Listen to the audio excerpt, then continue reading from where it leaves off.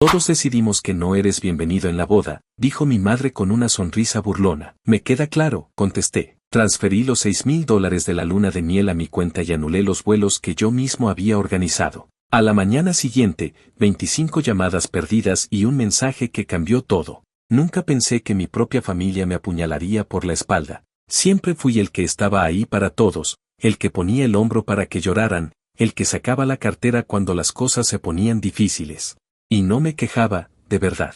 Me gustaba ser el pilar, el que mantenía todo en pie. Pero cuando mi madre me miró con esa sonrisa burlona y me dijo esas palabras, algo dentro de mí se rompió. Todos decidimos que no eres bienvenido en la boda, dijo, con un tono que parecía disfrutar cada sílaba. Estábamos en la sala de su casa, rodeados de decoraciones a medio armar para la boda de mi hermana menor, Marta. Había flores por todos lados, listas de invitados en la mesa y un caos organizado que yo mismo había ayudado a financiar. Mi madre estaba de pie, con los brazos cruzados, como si estuviera declarando una sentencia. ¿Por qué?, pregunté, tratando de mantener la calma. Mi voz sonó más temblorosa de lo que quería. He estado ayudando con todo. Pagué el depósito del salón, los vuelos para la luna de miel, incluso el vestido de Marta. ¿Qué pasó? Ella soltó una risita seca, como si mi pregunta fuera ridícula. No encajas, Andrés.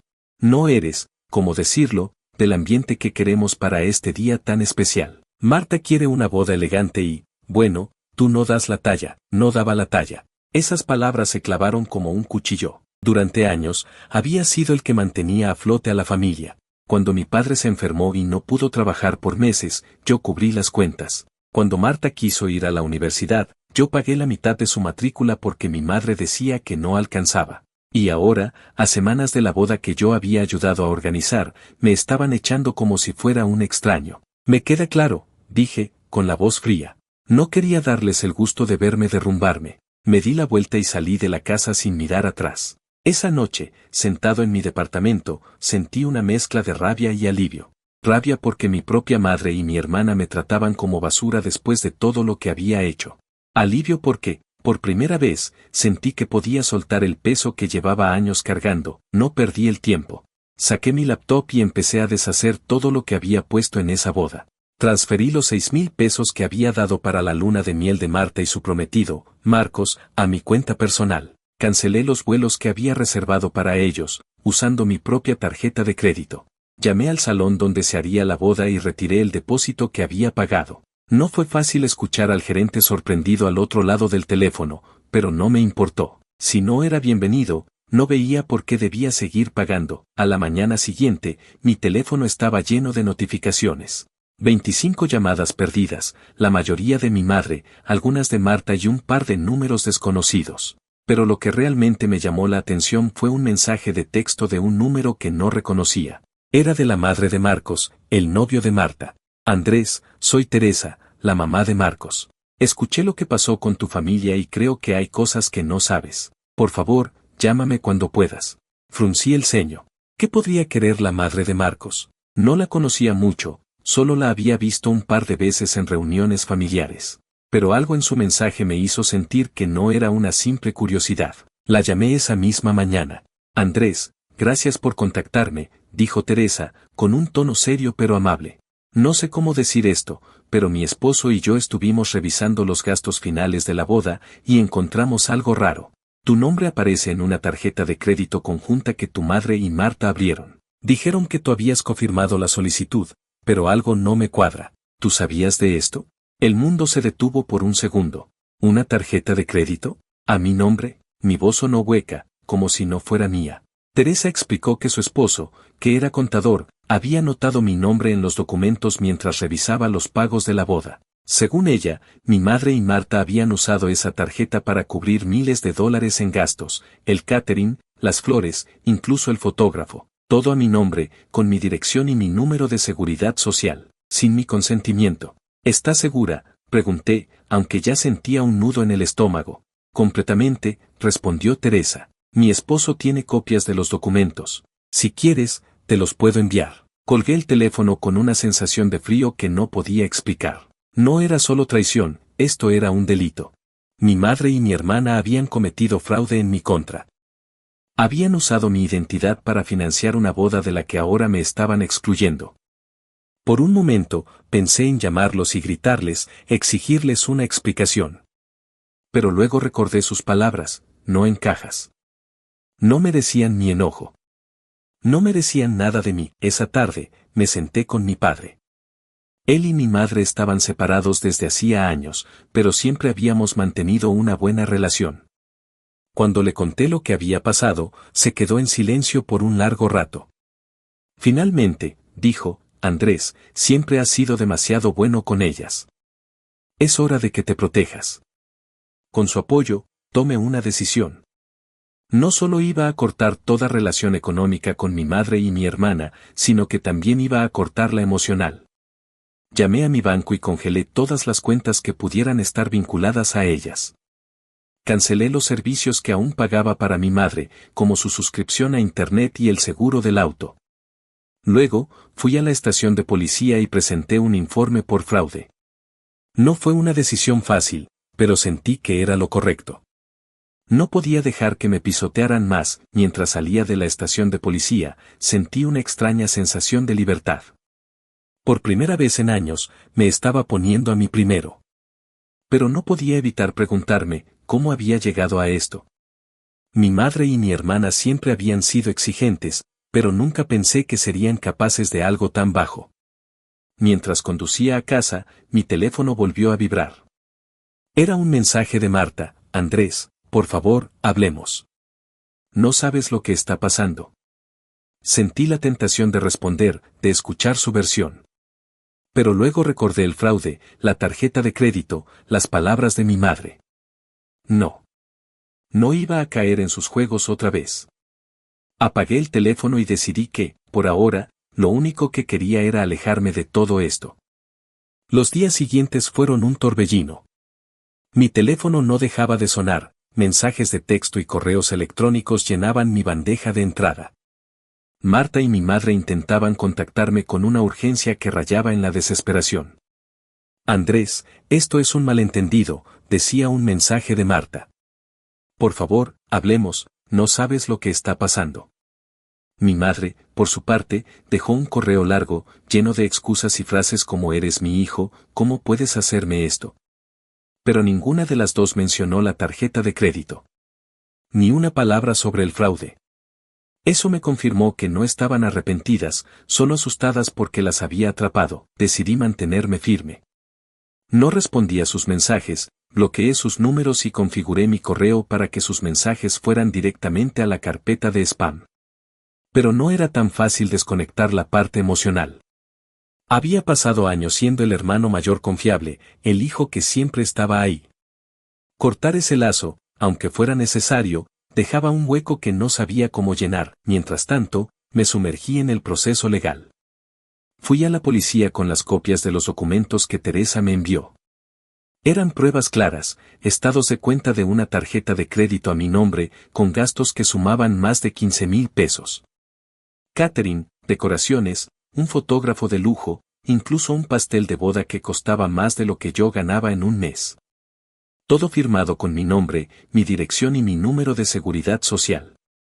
Me senté con un oficial, un hombre de mediana edad con una mirada cansada pero comprensiva, y expliqué todo.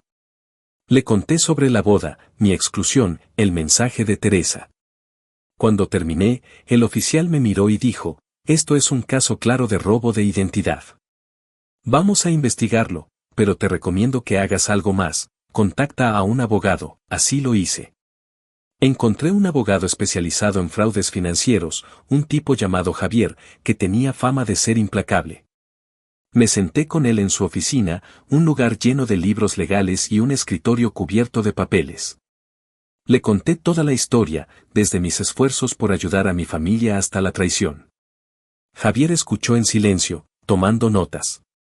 Cuando terminó, me miró por encima de sus gafas y dijo, Andrés, esto no es solo un problema familiar. Esto es un delito grave.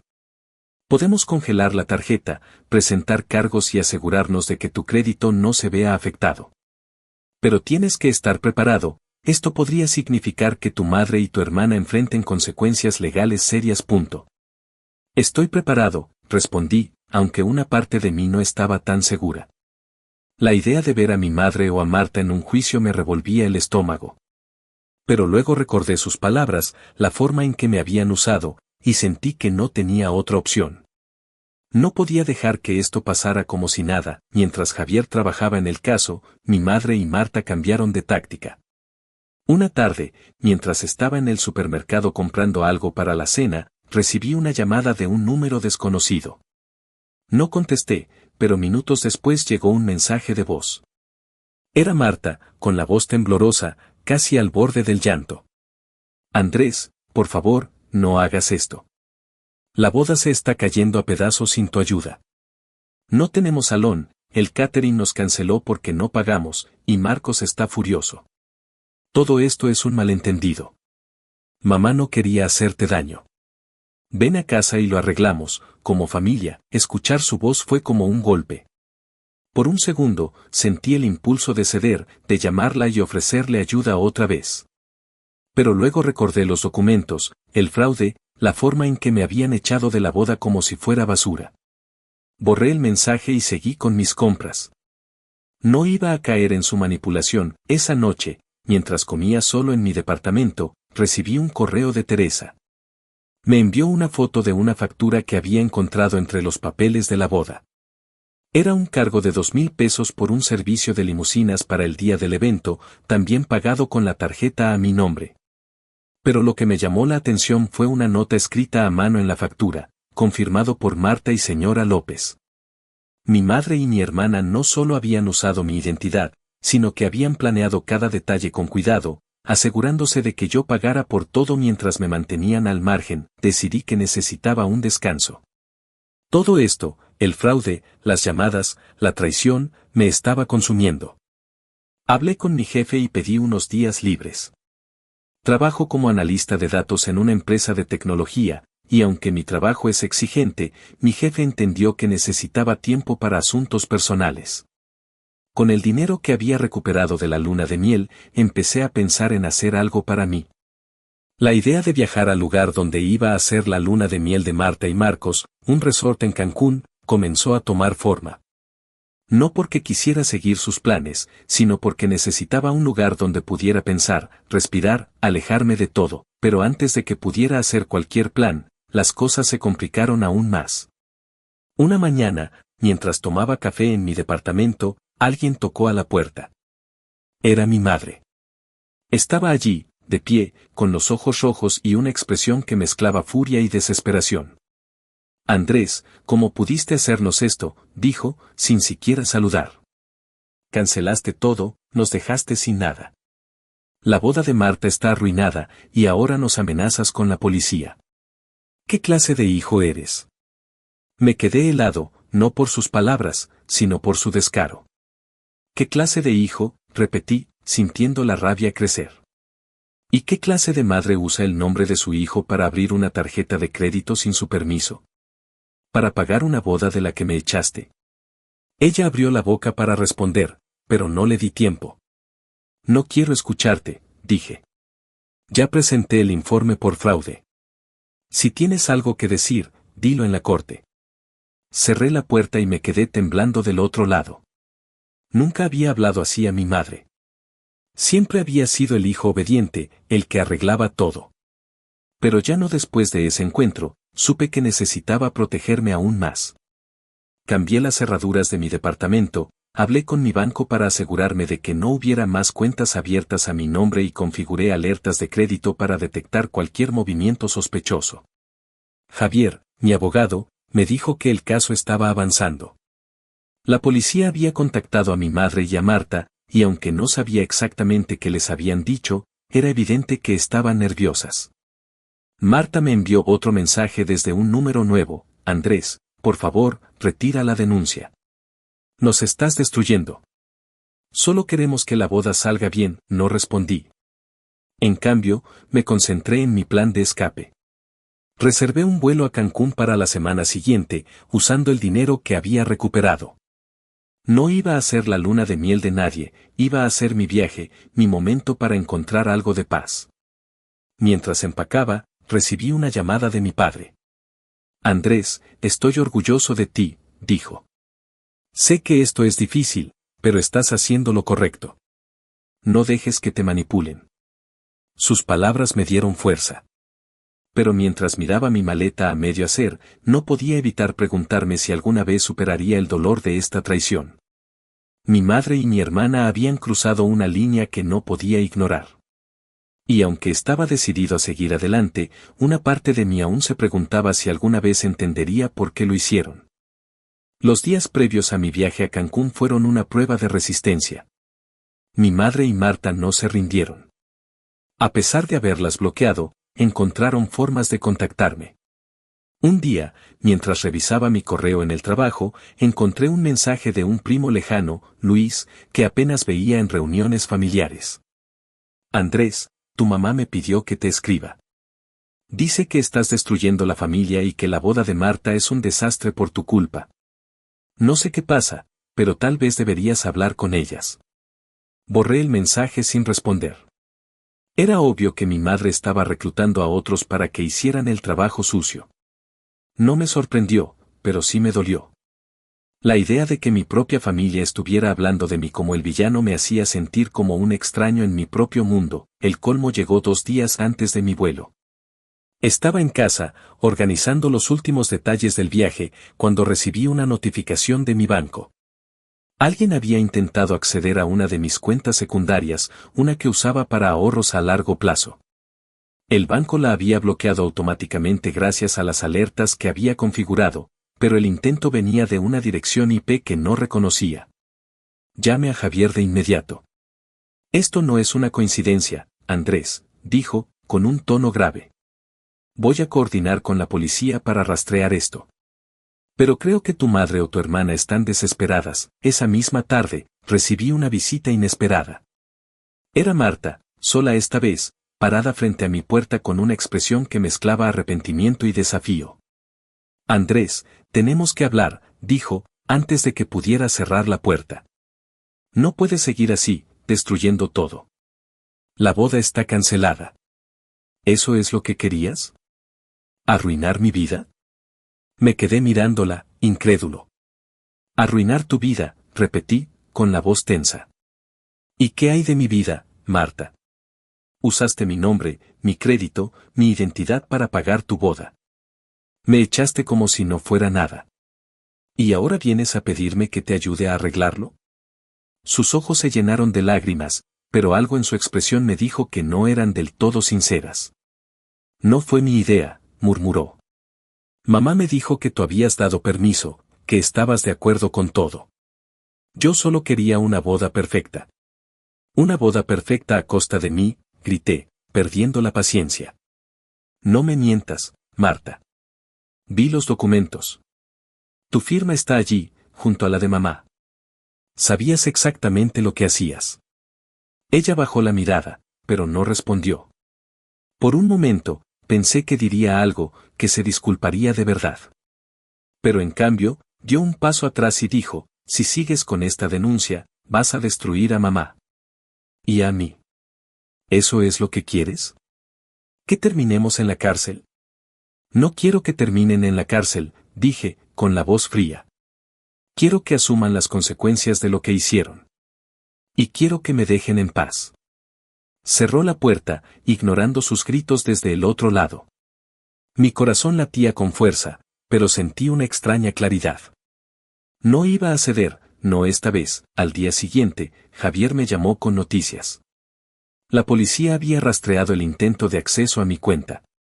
Venía de un café internet a unas pocas calles de la casa de mi madre. No había pruebas directas de que ella o Marta estuvieran detrás, pero era demasiada coincidencia. Esto fortalece el caso, dijo Javier. La fiscalía está lista para presentar cargos formales por robo de identidad y fraude. Pero te advierto, Andrés, esto va a ser un proceso largo. Y emocionalmente duro. Lo sé, respondí.